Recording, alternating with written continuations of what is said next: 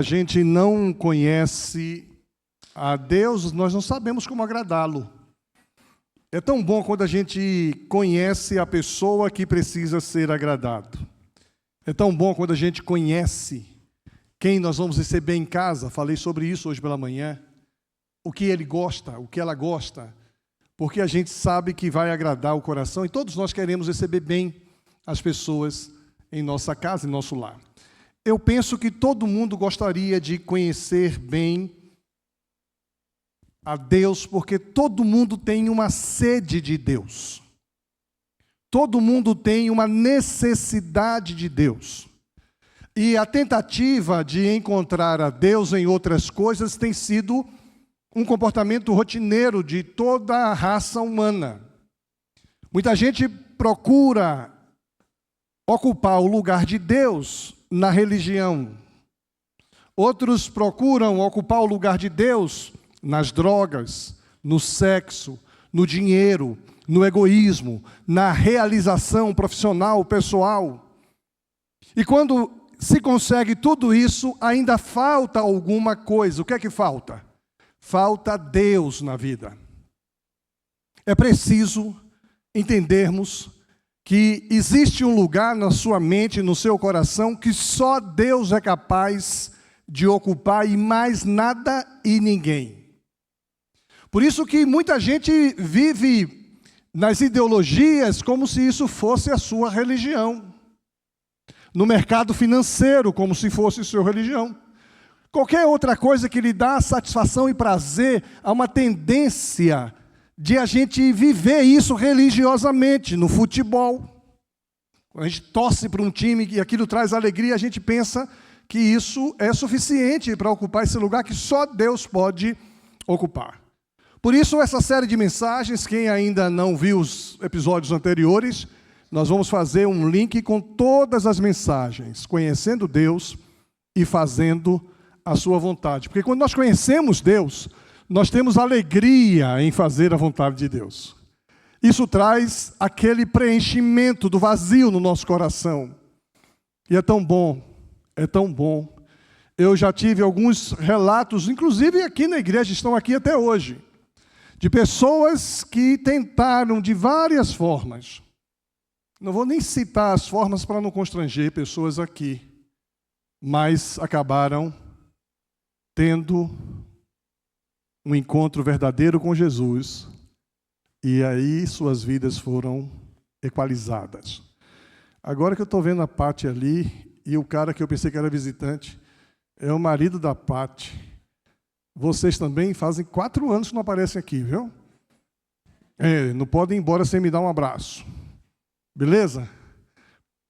Mas veja bem, gente, existe uma outra coisa interessante, depois que a gente conhece a Deus, para fazer a vontade de Deus, que a gente começa a checar a nossa vida e vai perceber que tem alguma coisa fora da vontade de Deus.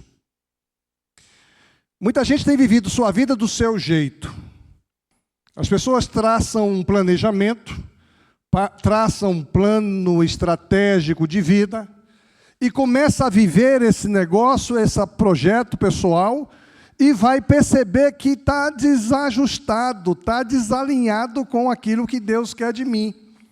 Quando conhecemos Deus, percebemos também que o nosso caminhar pode estar em descompasso com aquilo que Deus tem para mim.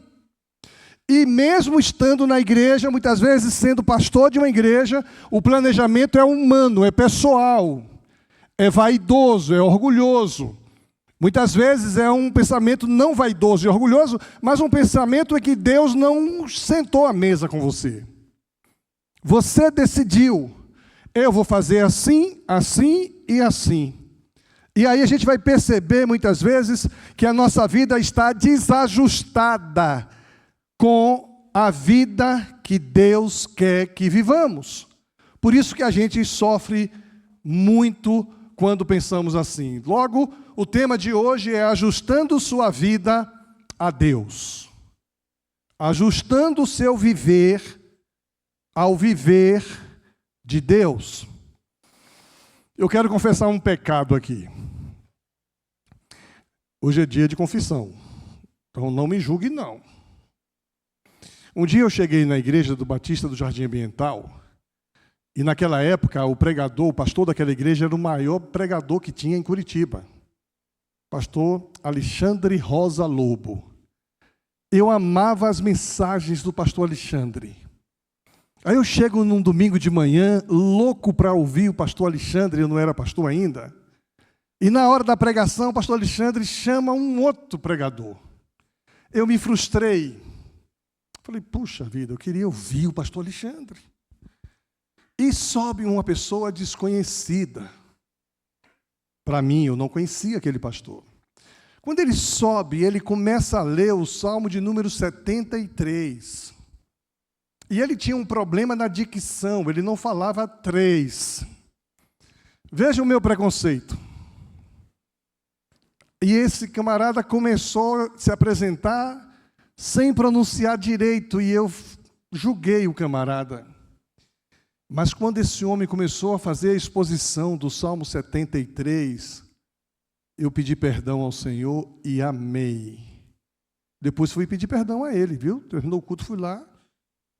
E esse homem é um grande pastor, só que ele morava na Inglaterra. Eu não conhecia. Não tinha internet naquela época, né?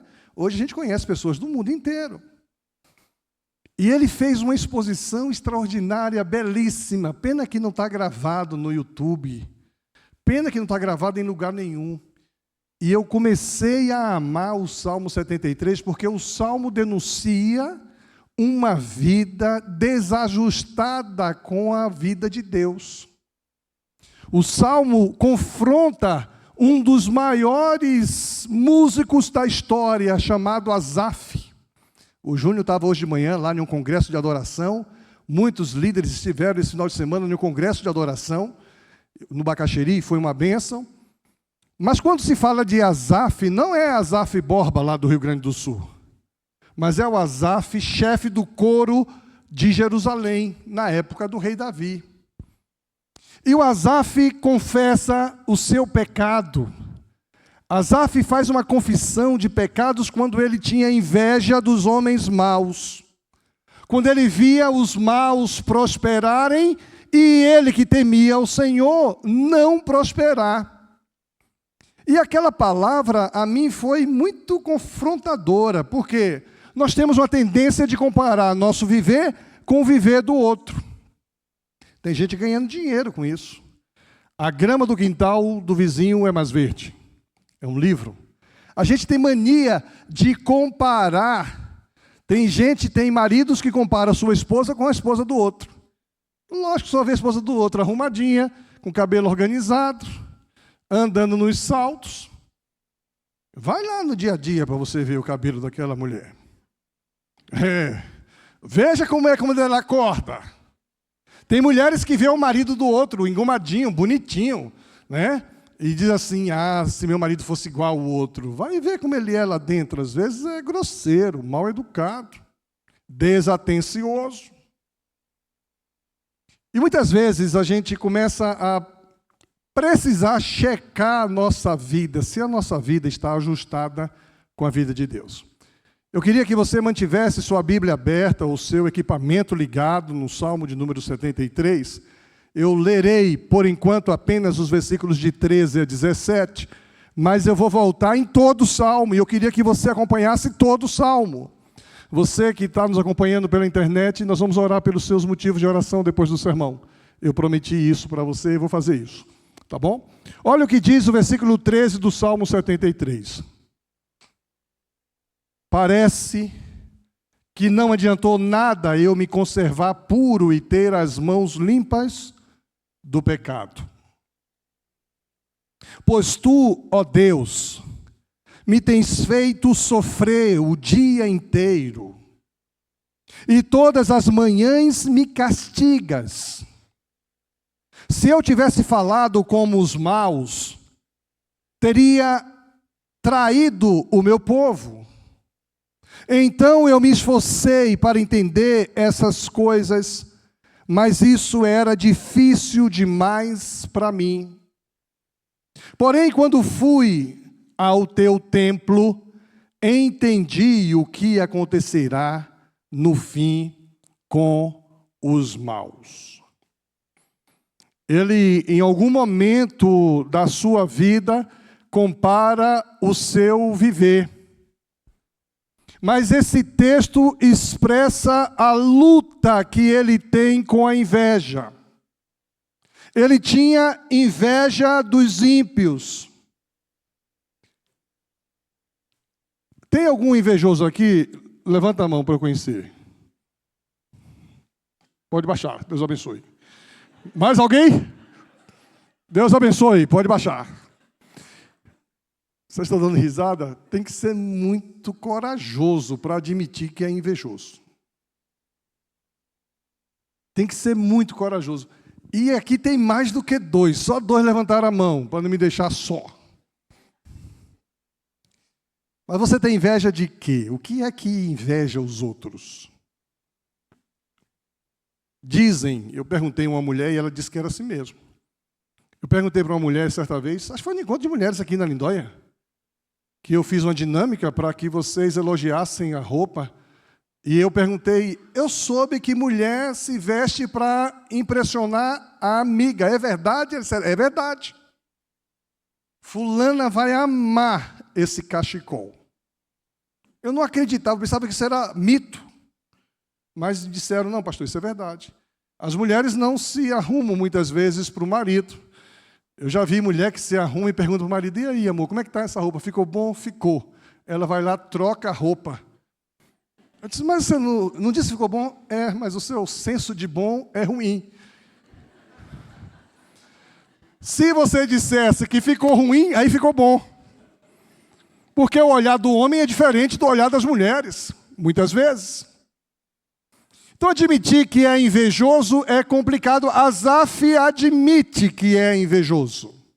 Homem de Deus, levita, consagrado a Deus, dirigia o louvor no templo, mas ele não só admite que era invejoso, como ele menciona do que é que ele tem inveja.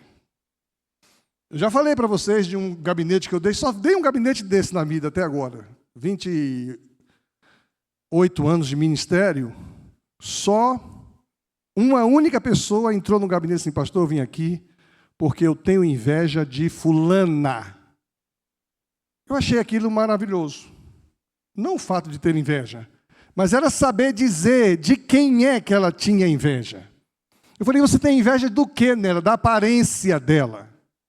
E se ela compra uma camisa, no outro dia, ela vem na igreja, a pessoa está aqui na igreja, cadê? Não está não veio hoje não. Veio sim, estou olhando para ela. E se essa menina viesse com uma blusa verde esquisita, ela não tinha uma blusa assim, ela ia no shopping comprar a blusa igualzinha a fulano. O sapato que ela estava usando, a sandália, ela não tivesse, ela ia comprar uma igual. Um colar, um brinco, e ela me confidenciou tudo isso. Não está mais aqui, graças a Deus, ela venceu isso, ela nos acompanha pela internet, é capaz que ela já faça um comentário no meu particular, o senhor está me expondo aí. Ninguém sabe não, querida, só nós dois. Mas eu achei isso muito legal, quando ela chega e admite que tem inveja do que da aparência. Ela é muito elegante, eu quero ser elegante como ela. Roupa, sapato, brincos.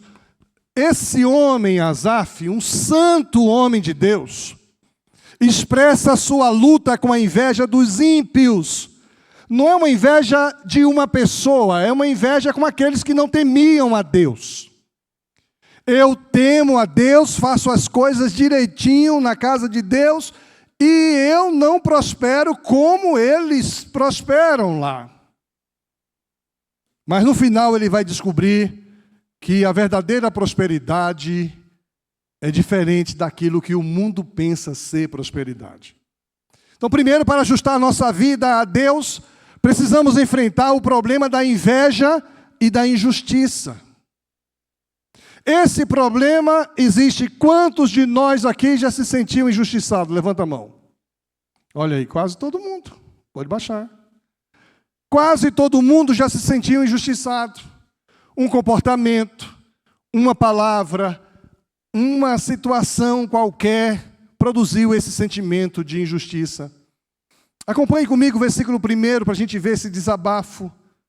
Na verdade, Deus é bom para o povo de Israel. Ele é bom para aqueles que têm um coração puro. A declaração inicial sobre a bondade de Deus para com os puros de coração, no versículo 1, mostra que ele sabia que Deus é bom. Nós cantamos aqui a bondade de Deus, Deus é bom, é fiel em todo o tempo. Nós sabemos disso, mas ainda assim, alguma coisa anda em paralelo no nosso coração, na nossa mente, na nossa consciência. Nós nos comparamos com aquele que não busca Deus como a gente busca. Deus é bom, ele sabia disso. Só que no versículo 2 e 3, ele confessa a sua inveja dos arrogantes e da prosperidade dos ímpios.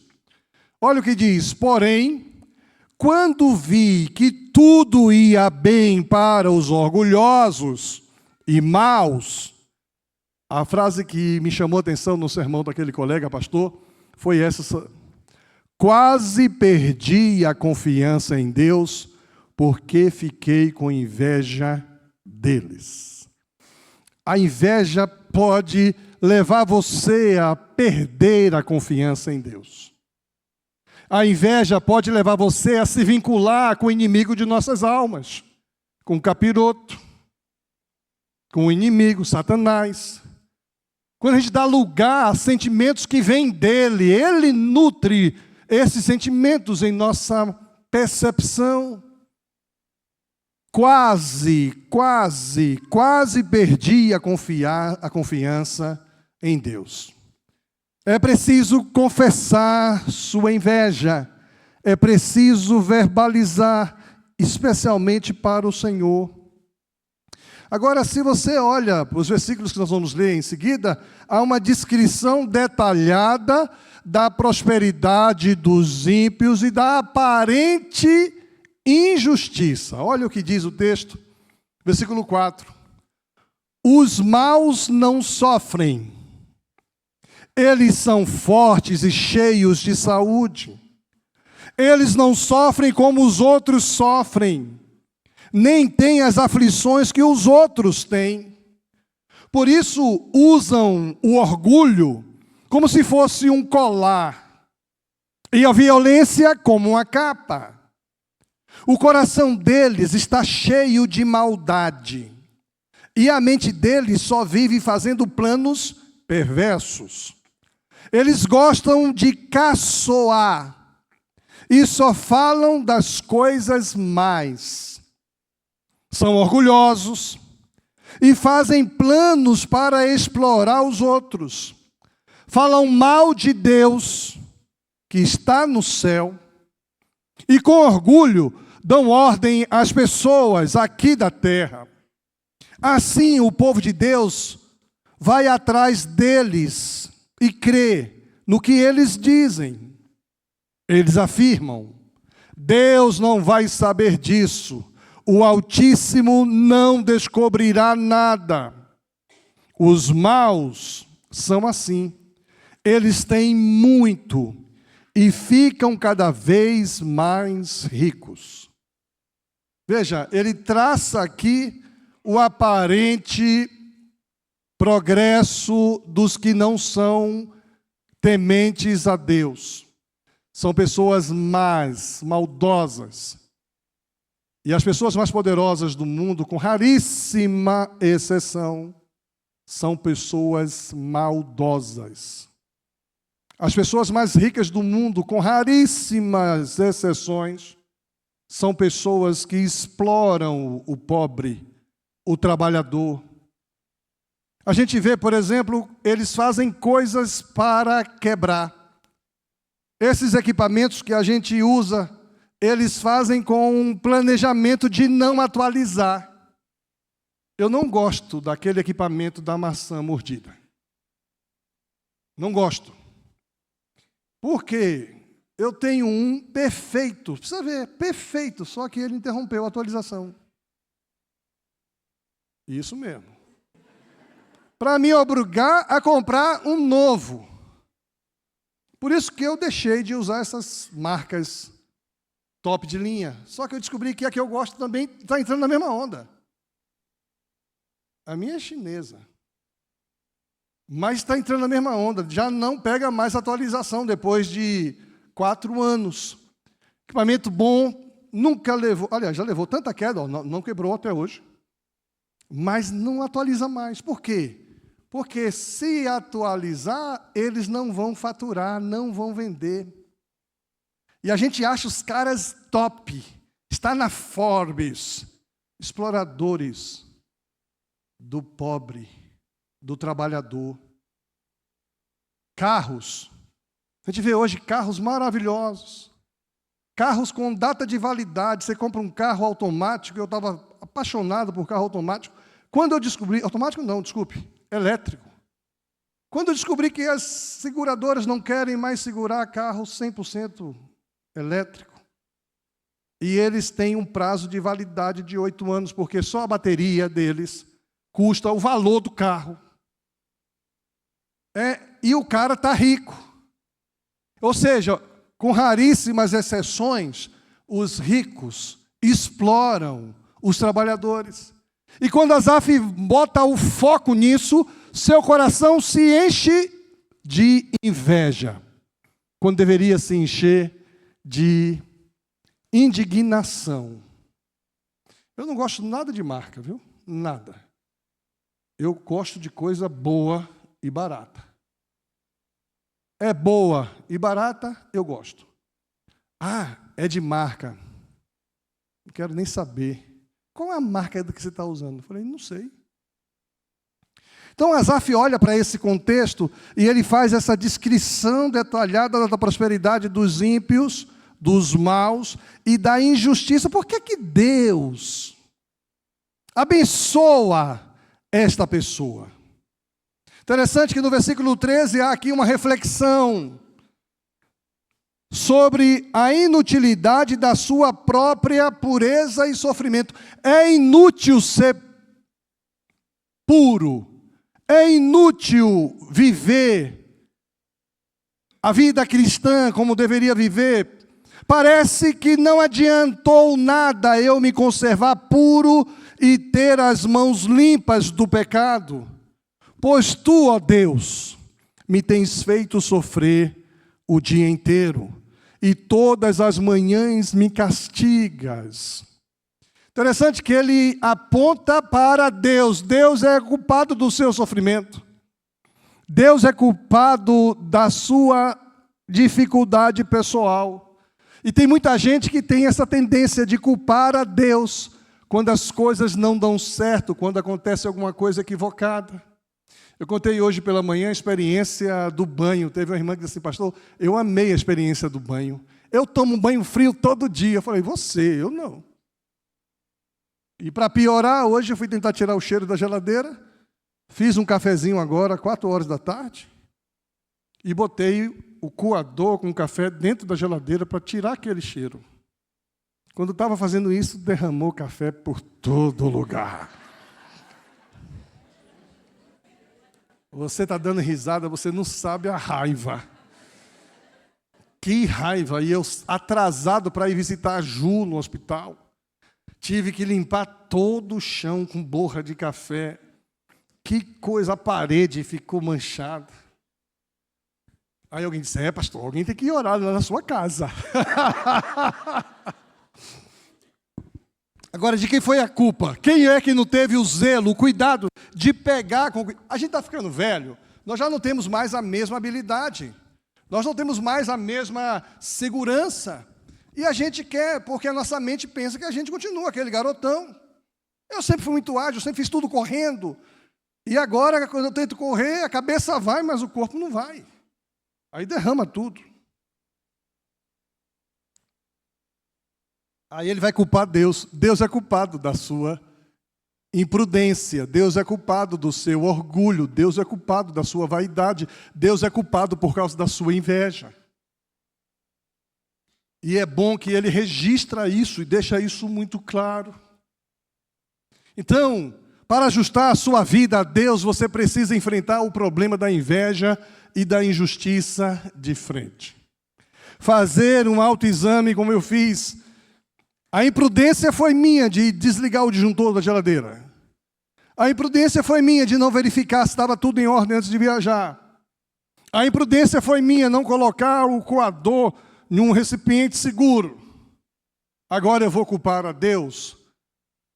Você precisa olhar para dentro de si mesmo e admitir suas responsabilidades. É assim que Asaf faz. Para alinhar sua vida a Deus, ele precisa confessar a Deus as suas limitações. Muitas coisas não dão certo na nossa vida porque elas estão fora do projeto de Deus para nós. Eu já contei para vocês a experiência de uma pessoa que me ligou por telefone sexta-feira à noite, dizendo: pastor, eu sou homossexual e eu gostaria de um aconselhamento com o senhor. E alguém disse que só o senhor poderia me ajudar. Falei: você conhece o que a Bíblia fala sobre esse tema? Conheço. Se você não se importar, eu vou ajudá-lo biblicamente. Estou à sua disposição. Não, eu não me importo. E ele então começou a conversar comigo. Falei: vamos fazer o seguinte, vamos marcar um gabinete terça-feira, 15 horas, lá na igreja. Vamos conversar pessoalmente sobre esse assunto. E ele marcou, só que na terça-feira ele não veio. Na sexta-feira ele me liga de novo: pastor, meu namorado está brigando comigo, eu preciso de ajuda, o senhor pode me ajudar? Eu falei: posso te ajudar, mas eu preciso conversar pessoalmente com você. E toda terça-feira ele me ligava, bem quando a crise entre eles acontecia. A vida, quando não está ajustada com Deus, dá desencontro. Quando você está vivendo um curso que Deus não quer que você faça, e você insiste em fazer esse curso, vai dar desencontro. Quando você investe onde Deus não quer que você invista, você vai ter desencontro. Quando você investe seu tempo com coisas que não agradam a Deus, vai ter desencontro. Quando você não busca conhecer Deus para fazer a sua vontade, vai dar desencontro. Precisamos ajustar nossa vida à vontade de Deus, que a vontade de Deus é boa, perfeita e agradável. Em segundo lugar, para ajustar nossa vida a Deus, precisamos estar preparados para a virada de perspectiva.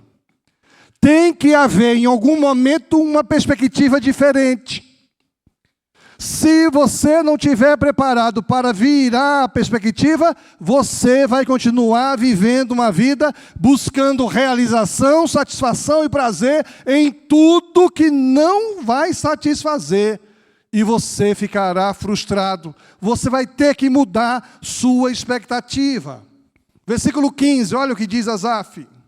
Se eu tivesse falado com os maus, teria traído o meu povo. Ele estava observando a vida dos maus. O cara tinha dinheiro, o cara tinha uma roupa de grife, o cara tinha tudo que ele gostaria de ter. O cara não passava pelas dificuldades que ele está passando. Ele pensava que o cara não passava. E se ele fosse falar com esses caras, ele estava perdido. Ele precisou mudar a perspectiva, a decisão de Asaf de não falar sobre suas dúvidas para aqueles que geravam esse sentimento. É igual quando a gente quer fazer uma coisa errada e vai se aconselhar com quem vai nos incentivar a fazer a coisa errada. Aqui na igreja tem pelo menos 1, 2, 3, 4. Tem pelo menos 4 pessoas que já não vieram falar comigo sobre alguns temas porque sabe que está errado e sabe que a orientação que eu darei é bíblica. Eles preferem falar com alguém que incentive a fazer o erro. Tem gente aqui que e já verbalizou. Por que você não conversa com o pastor? Eu já sei o que ele vai dizer. E o que ele vai dizer não me interessa. Eu quero fazer o que o meu coração está mandando fazer. E a Bíblia diz que o enganoso é o coração mais do que todas as coisas. Asaf, ele começa a tomar essa decisão de não falar sobre suas dúvidas para não trair os filhos de Deus. Eu sou de Deus, não é assim que eu me comporto. Ele começa a se preparar para mudar a perspectiva. Versículo 16, então eu me esforcei para entender essas coisas. Não é fácil de entender o que está acontecendo quando eu começo a olhar para o lado, olhar para o quintal do vizinho, olhar para a prosperidade do outro. E eu não tenho o mesmo quintal, não tenho a mesma prosperidade. Não é fácil entender isso. Ele diz que ele precisou se esforçar para entender essas coisas, mas isso era difícil demais para ele.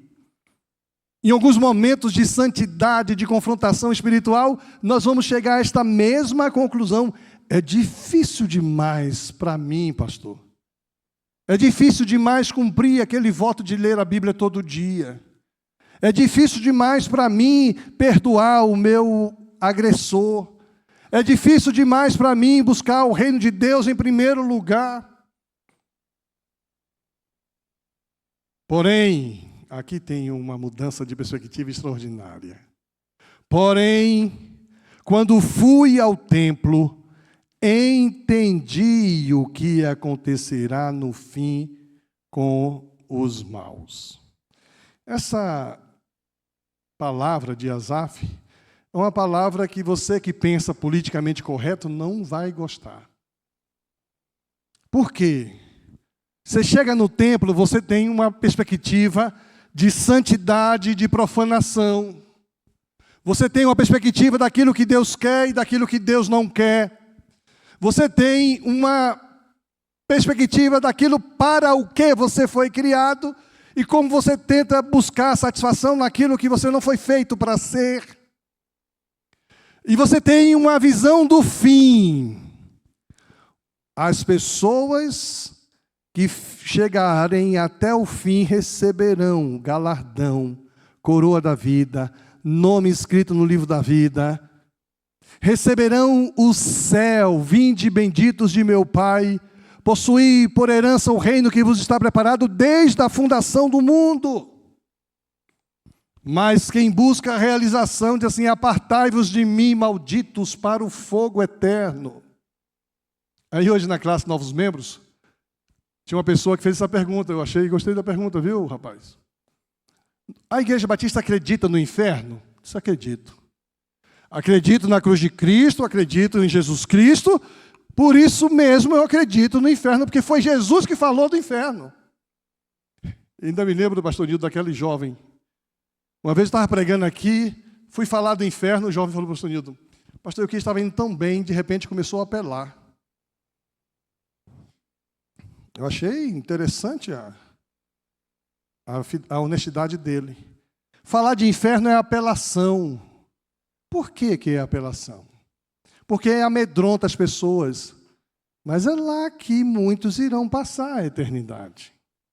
Quem não acredita no inferno não acredita em Jesus Cristo. Simples assim. Eu acredito no amor, não no castigo. O amor é que diz que haverá o castigo.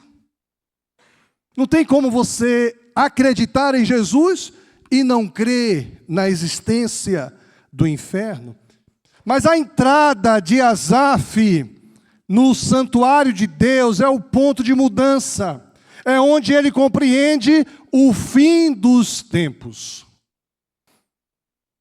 E aí a gente começa a pensar que os fins dos tempos para nós é uma referência. Tem alguns prazeres que eu abro mão agora, porque eu estou de olho no fim.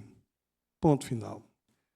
Tenho algumas relutâncias de satisfazer a minha carne agora, porque eu sei que o melhor me espera.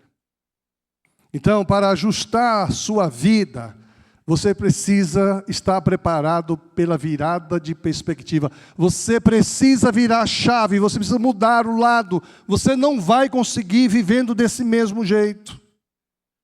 Isso é tão legal, por exemplo, você já viu alguém que diz que não crê em Deus? É tão bonito ver alguém que não crê em Deus no momento em que eles estão num apuro danado e chama a gente lá. Olha, gente, é bonito de ver isso. Só, pastor, eu nunca acreditei em Deus, mas o que eu estou vivendo agora é muito difícil, eu preciso acreditar em Deus. Falei, você acredita no que você quiser. E eu chego sempre no hospital, paciente terminal, e o que era ateu a vida toda vira crente. Vocês lembram de Nelson Ned? Quem é do milênio passado, como eu e Júnior, nós lembramos. Nelson Ned, voz muito boa, muito afinado,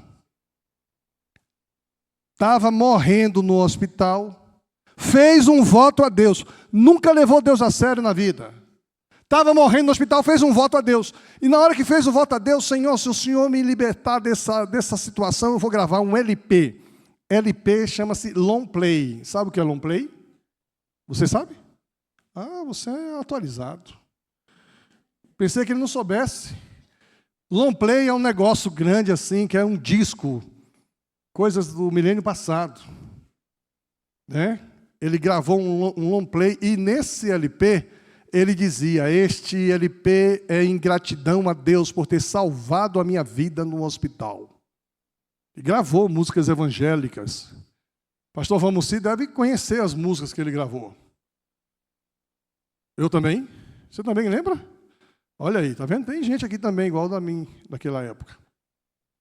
E ele continuou vivendo a sua vida, cheio de dinheiro, na farra e aquele negócio todo. E viveu a vida na carnalidade, de repente, de novo, ele vai para o hospital agora para morrer de novo. Aí, nesse dia, ele disse, olha, eu não vou mais prometer um LP, porque Deus não quer um LP. O que Deus quer é a minha vida. E naquele dia ele entregou a vida a Jesus. E ele deve estar hoje. Eu não vi nada diferente até agora.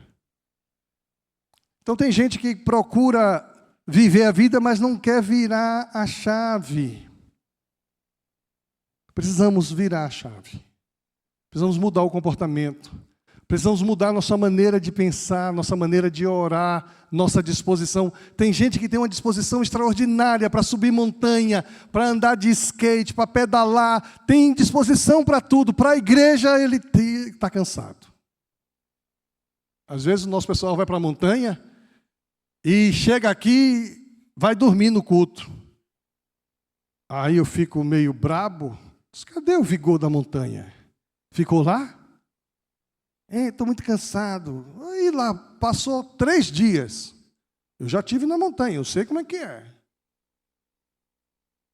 Tem gente que vai pedalar todo sábado de manhã, anda 60 quilômetros. Aí na escola dominical não vem porque está cansado. Para as coisas da carne, não estou dizendo que isso aqui é carne não, viu? Pedalar é bom, inclusive eu preciso pedalar. Subir a montanha é bom, já subi 3 vezes, vou subir de novo. Não tem nenhum, inclusive quarta-feira estava lindo de ver aqui. Lotado, pena que eu estava sem as imagens internas, Ricardo, me ajuda a resolver isso hoje. Tá? Eu estava lá em Campo Grande, via só as imagens externas. E cheio de gente aqui, preparando para a saída. Eu queria ver aqui dentro, não consegui. Coisa mais linda, não estou dizendo que subir a montanha é ruim, pedalar é ruim, ir para a academia é ruim. Não, eu vou para a academia terça-feira, fazer pilates. Você está pensando o quê? Preservar esse corpinho aqui dá trabalho. Nem vou virar de lado. Eu não estou dizendo que tudo isso é ruim, não. Isso é bom. Mas por que para as coisas de Deus você tem preguiça? Por que para as coisas de Deus você está com sono? Por que as coisas de Deus você está cansado, você não tem motivação? Você precisa virar a chave. O Espírito Santo quer ajudar você a buscar as coisas de Deus. É preciso ajustar a sua vida ao viver de Deus. Em terceiro lugar, para ajustar a nossa vida a Deus, precisamos crer na realidade da justiça divina. Deus é justo, gente. E tudo que o homem semear, isso ceifará. Interessante que Asaf olha aqui no versículo 18, tu os pões em lugares onde eles escorregam e fazeis com que caiam mortos. Eles são destruídos no momento e têm um fim horrível. Quando te levantas, Senhor, tu não lembras dos maus, pois eles são como um sonho que a gente esquece quando acorda de manhã. Tem muita gente que quer estar no lugar alto, mas quando cai, quando escorrega. Agora, quem está no Senhor, lembra do salmista? Os que esperam no Senhor são como os montes de Sião, que não se abalam, mas permanece para sempre. Quanta gente já esteve em alta e hoje está em baixa? Quanta gente já esteve em alta, com milhões de seguidores e vive uma vida infeliz, precisando de química para sentir-se realizado? Deus coloca essas pessoas, como diz o salmista, em lugares escorregadios. Dos versículos 18 a 20, a revelação de que os ímpios estão no terreno perigoso e serão destruídos subitamente. A questão é, nós precisamos crer na justiça divina. Deus está vendo. Eu gosto muito de um texto que diz assim, a justiça do homem não opera a justiça de Deus. Esse texto está em consonância com a vingança. O autor sagrado diz, minha é a vingança, diz o Senhor dos Exércitos. Quantas vezes nós queremos nos vingar a nós mesmos? Alguém nos fez o mal, nós queremos nos vingar. E a Bíblia diz que a vingança do homem não opera a justiça de Deus. Nós precisamos olhar para a realidade da justiça divina. Posso sofrer aqui, sofrer ali. Deus é meu juiz, Deus está vendo. E quando alguém levanta um falso contra você, uma falsidade contra você, e às vezes até dentro da igreja, nós pastores somos alvos de falsos. Quantas vezes? Não, foi o pastor que mandou. Esse pastor é um caso sério. Entende? E a gente não vai se defender, porque Deus é o nosso juiz, Deus vai operar a sua justiça sobre nós. Em quarto lugar, para ajustar a nossa vida a Deus, precisamos reconhecer a nossa própria ignorância. Admitir que é ignorante não é fácil, hein, gente?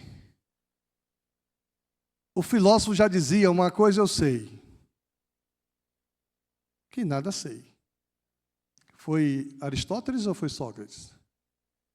Foi Sócrates?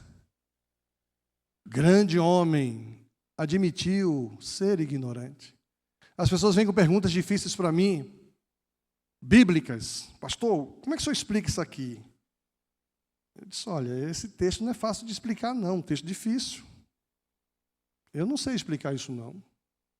Mas o que você precisa é crer que esse texto tem a palavra de Deus e a verdade. Alguns pastores, alguns midiáticos aí, que estão na mídia, tem gente que ama pastor midiático, segue todos eles.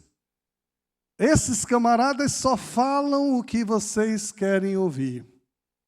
Uma mensagem como essa eles não fazem. É duro uma mensagem como essa. É igual os discípulos assim, Senhor, duro é esse discurso. Para quem iremos nós? Eles não podem fazer uma exposição que confronte você consigo mesmo. Por quê? Porque vai perder seguidor, like. E muitos não sabem que são massa de manobra. E nem sabe, eu amo fulano de tal, eu sigo fulano de tal. Eu estou querendo criar uma lei aqui na igreja, que eu sei quem segue. Na hora que a coisa apertar, pastor, você pode vir aqui? Não, chama fulano. Chama fulano. Ciumento, eu sou ciumento. Tenho ciúme do rebanho. Está aqui denunciando meu pecado. Ciumento, Senhor. Tenho ciúme mesmo. Porque eu conheço gente que não perde essas coisas, mas para a casa de Deus, para o compromisso, não vem. Dá sono, dá preguiça. Dura esse discurso, né? Vamos acabar logo. Senão vocês vão começar a levantar e vão sair.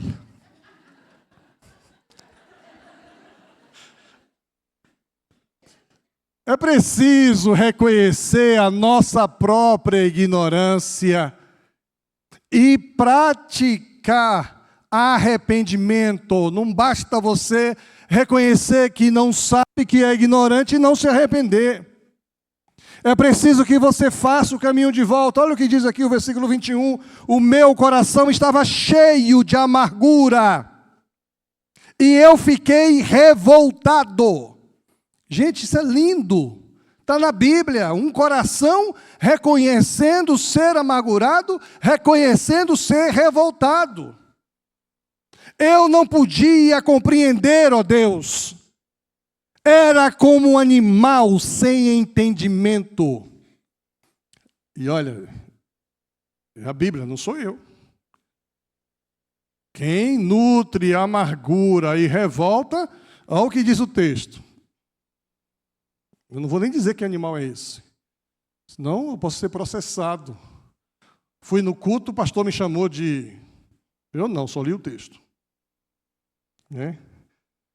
Confissão de Asaf sobre sua ignorância e amargura. Ele reconhece sua atitude insensata. E muitos de nós vivemos insensatez e não reconhecemos isso. Em quinto lugar... Para ajustar a nossa vida a Deus, precisamos reafirmar nossa dependência em Deus. Não é a nossa dependência de Deus, é a nossa dependência em Deus. Por isso, aquele que estiver em mim e eu estiver nele, esse dará muito fruto, disse Jesus. Eu sou a videira verdadeira, vocês são as varas. Se você estiver em mim e eu estiver em você, você vai dar fruto. Tem muita gente querendo produzir fruto, até bons espirituais, longe do Espírito de Deus. Não vai conseguir. É Deus que opera em nós, é Deus que produz em nós. Olha o que diz o versículo 23. No entanto, estou sempre contigo e tu me seguras pela mão. Tu me guias com os teus conselhos e no fim me receberás com honra. A gente perdeu essa imagem. A gente perdeu essa imagem. Quem tenta traduzir essa imagem é o filme Nárnia. Quando o leão, como é o nome do leão?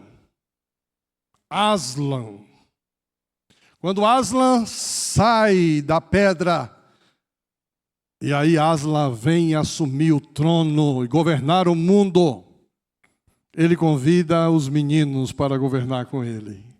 Isso é legal. Essa imagem que o Evangelho tem para nós. E nós nos perdemos nesse mundinho aqui, nesta visão pequena aqui, e esquecemos que Deus está conosco e nós estamos nele, e para nós Deus tem coisas maiores do que o que o mundo oferece. Aproximar-se de Deus, ser orientado por Deus é o nosso destino. E nós vamos chegar lá. Versículo 25, no céu, eu só tenho a ti. E se tenho a ti, que mais poderia querer na terra? Eu gosto da outra tradução, que os Vencedores por Cristo gravou. Uma música muito... A quem tenho eu no céu, senão a ti? Quem eu tenho no céu, senão a ti? O que é que eu tenho aqui? Nada. Nesta terra eu não tenho nada. Eu estou usando um carro reserva aí, porque o nosso foi... Bateram no nosso carro. Está lá na concessionária. Aí eu peguei um carro reserva e me deram um carro de boy. Haja. Aí o pessoal disse, pastor, o senhor fica bonito nesse carro de boy. E com essa barba então, não falou nada. E o carro é um carro pomposo, carro de boy.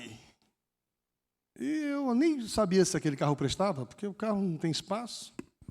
Mas o carro anda, que é um negócio. Vai ficar aqui. Quantos apartamentos você tem? Qual o valor do seu apartamento? Tem gente que tem a pompa de dizer, eu tenho um apartamento de 3 milhões de reais. Falei, grande coisa. Se você tiver um apartamento de 3 milhões de reais e não tiver um lugar no céu, vai ficar aqui. Eu tenho uma profissão, eu tenho um doutorado, um pós-doutorado. É importante ter. Mas você não pode colocar nessas coisas sua esperança. Tudo que você tem de mais valioso, a coisa mais valiosa que você tem, vai ficar aqui. E se você quiser, manda um zap para mim. Pastor, a coisa mais valiosa que eu tenho é um anel de brilhante que eu recebi do meu pai. Que se no dia do seu funeral eu estiver aqui, eu vou dizer, olha, para essa pessoa, a coisa mais valiosa foi o anel de brilhante. E ela não está levando. Ficou aqui. O meu conglomerado empresarial, a minha holding, vai ficar aqui. Ajustar a nossa vida em Deus vai nos colocar no caminho certo. No entanto, estou sempre contigo e tu me seguras pela mão, tu me guias. No céu eu só tenho a ti. Versículo 26, ainda que a minha mente e o meu corpo enfraqueçam, Deus é a minha força, Ele é tudo o que sempre preciso.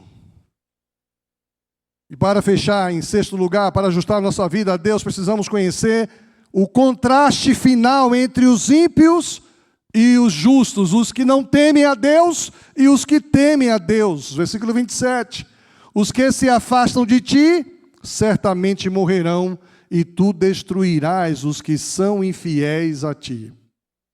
Destino final dos que se afastam de Deus, destruição, perdição. Versículo 28, mas quanto a mim, é o mesmo cara que tinha inveja, que confessou a inveja. É o mesmo cara que quase desviou. Quanto a mim, como é bom estar perto de Deus.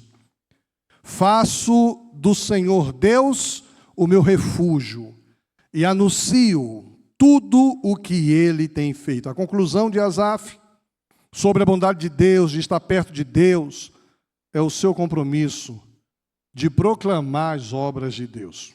Aplicação prática para a gente fechar. Conhecendo Deus, a importância de buscar um relacionamento íntimo com Ele, através da oração, do estudo da palavra e da comunhão, vai tornar a sua vida com sentido. Fazendo sua vontade, necessitamos alinhar nossas vidas com os preceitos de Deus, confiando na sua justiça e soberania, mesmo quando enfrentamos aparente injustiça. Eu estou sofrendo a injustiça, mas eu confio na soberania de Deus. Ajustando sua vida a Deus, você precisa ajustar a sua vida à vontade de Deus, vivendo em santidade e dependência do Senhor, seguindo suas orientações, buscando o reinado de Deus acima de todas as coisas. O problema da inveja e da injustiça precisa ser enfrentado de frente. Está preparados para a virada de perspectiva, esteja sempre disposto a fazer isso. Creia na realidade da justiça de Deus. Deus é justo. Pode até demorar, mas Deus não falha. Reconheça suas limitações, sua ignorância, mas se arrependa disso. E reafirme sua dependência de Deus. Quem eu tenho no céu, senão a ti? E saiba que o contraste final entre os ímpios e os justos acontecerá. Por isso eu queria convidar você a fazer essa oração final. A oração é simples de fazer. Deus, dá-nos sabedoria e força para conhecê-lo mais profundamente e fazer sua vontade em todas as áreas da minha vida. Em nome de Jesus. Amém. Você quer fazer essa oração comigo? Então fique em pé e leia comigo essa oração.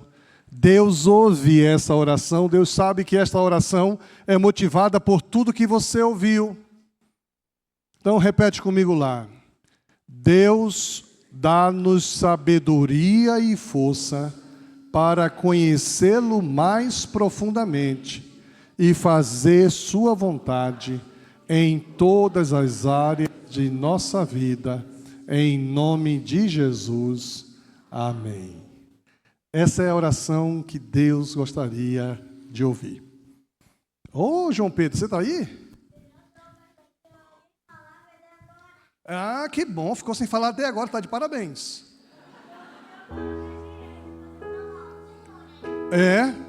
Então vem cá, sobe aqui comigo. Vamos cantar uma música muito bonita, gente. Essa música fala exatamente dessa vida em descompasso com a vontade de Deus. Porque as pessoas buscam no mundo situações. No mundo busquei, mas não encontrei. Ajustei minha vida a Deus, achei sentido. Vamos louvar a Deus, depois vamos orar pelos motivos que estão chegando aqui. Vem? No mundo busquei, mas não preencheu-me.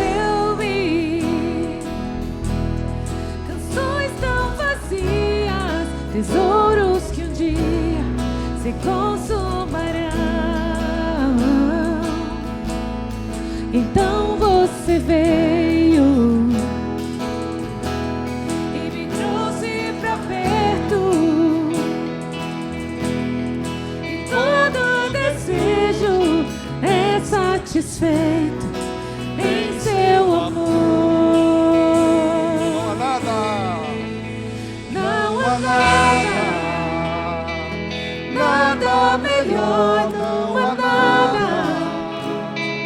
Nada melhor, não há nada. Nada melhor que meu Deus. Não tenho medo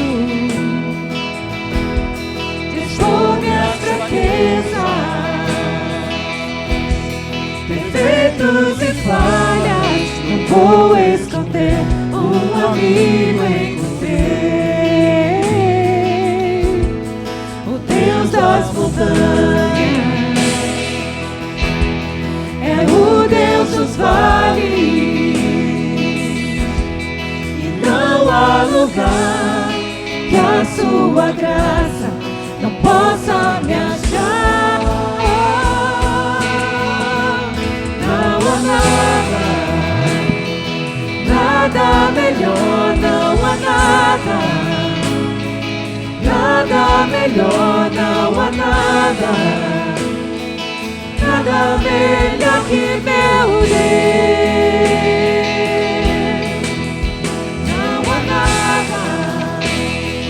Nada melhor, não há nada.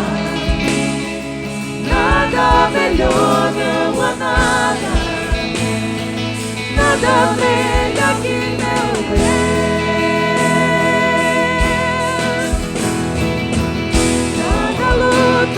Festa,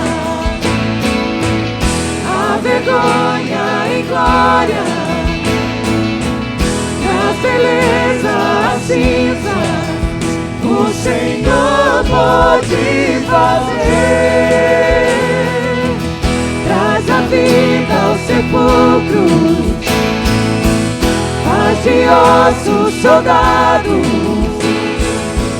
faz no mar um caminho. O Senhor pode fazer, o Senhor pode fazer. Não há nada melhor, não há nada. Nada melhor, não há nada. nada melhor que meu Deus.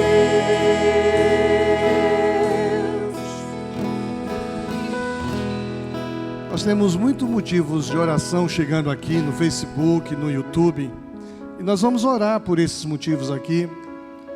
E talvez você tenha um motivo no seu coração e você acabou de cantar que não há nada que Deus não possa fazer. E se você quer apresentar o seu motivo de oração ao Senhor, você pode sair do seu lugar, vir aqui à frente. Nós vamos orar pelo seu motivo. Deus pode fazer todas as coisas. Ele sabe o lugar em que você está e Ele quer operar maravilhas na sua vida.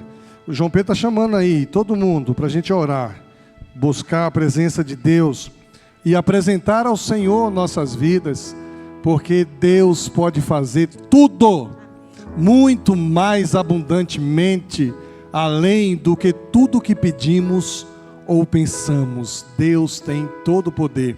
Você crê nisso? Amém? Então apresente ao Senhor sua vida e nós vamos orar por isso nesse momento. Pai querido, aqui estamos nós mais uma vez na Tua presença. Nós começamos afirmando, ó Deus, que muitas vezes nosso coração se enche de inveja. Algumas coisas estão fora do Teu propósito, mas nós queremos terminar afirmando que o Senhor é Senhor sobre nossas vidas, que tudo o que está nos acontecendo, e o Senhor sabe o que está, a sua soberania sobre nós dará futuro a tudo isso. E nós queremos apresentar ao Senhor os motivos de oração que chegaram pela internet, vários motivos, ó Deus. Aqueles que não digitaram, mas estão em suas casas, nos seus trabalhos, apresentando ao Senhor. Os nossos irmãos que saíram dos seus lugares, trazendo ao Teu trono de graça e poder, situações que eu não conheço, mas o Senhor conhece. Eu quero te pedir em nome de Jesus, abre janelas do céu e derrame sobre o Teu povo uma bênção sem medida. Quero pedir que o Senhor realize milagres, ó Deus, transforme vidas, ajuste perspectivas, Senhor. Quero pedir, Pai, que o Senhor dê alegria da salvação, libertação. Quero pedir, Pai, em nome de Jesus, que nós saiamos daqui para enfrentarmos uma semana dirigidos por Ti. Nós que não éramos povo e agora somos povo Teu. Nós que não tínhamos alcançado misericórdia e agora a temos alcançado. Que o amor de Deus, o Pai, a graça salvadora de Cristo Jesus, a consolação do Teu Espírito Santo, seja com todos nós e com todo o Teu povo na face da terra, desde agora e para sempre. Amém. Desejo ao seu irmão uma boa semana em nome de Jesus. Que Deus te abençoe. Uma boa semana em nome de Jesus.